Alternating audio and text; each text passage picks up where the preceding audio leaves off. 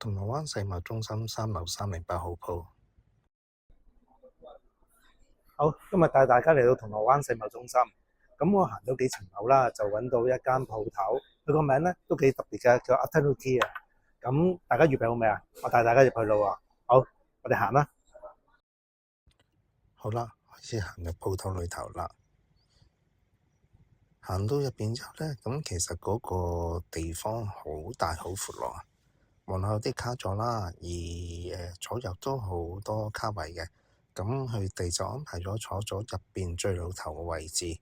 咁暫時人流嚟講係唔算多，好靜下。咁而店鋪裏頭嗰個裝修咧，都係以一啲簡潔嘅顏色為主啦。咁睇落個鋪頭仲更加豐富。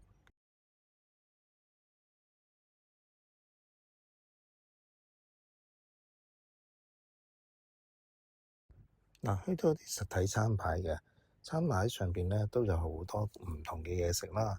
咁啊，因應自己嘅喜好啦，點一啲自己啱食嘅嘢就可以噶啦。因為嗌咗2個套餐啦，首先就嚟咗沙律先，都係啲蔬菜菇類為主啦。咁食落個味道咧都比較簡單啦，清新啲嘅。不過最值得介紹就係呢個印度奶茶，78蚊啦。因為佢嚟到加咗冰之後咧，要自己沖製㗎。沖完之後咧，就加啲肉桂粉，睇下自己味道啦，可以加多加少嘅。好，跟住唔知飲桶攪勻杯奶茶，咁啊真係幾好飲。我叫咗個意大利粉配鱈魚子醬和魷魚，138蚊。跟住再嗌咗個煙三文魚檸檬卡波寧溫泉帶意大利麵，都係138蚊嘅。好啦，我開始試食。首先係擠咗啲檸檬汁啦，喺嗰個卡邦尼粉度，跟住將個蛋同意粉撈勻咗先，將溫泉蛋。好，跟住夾上嚟試下先。呢啲意粉好彈牙喎，啲麵都好好食。好啦，今日我哋嚟咗呢間餐廳食嘢啦。咁佢啲嘢味道都幾好味㗎，尤其是嗰個印度奶茶咧就好特別啦。咁如果大家有時間不妨嚟試下。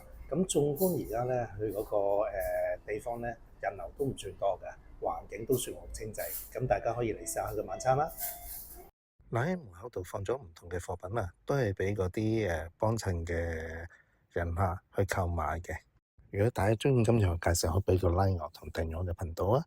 如果大家有咩意見，可以話翻畀我聽喎。嚟緊我會帶大家去唔同嘅地方試唔同嘅美食。我哋下次再見啦，拜拜。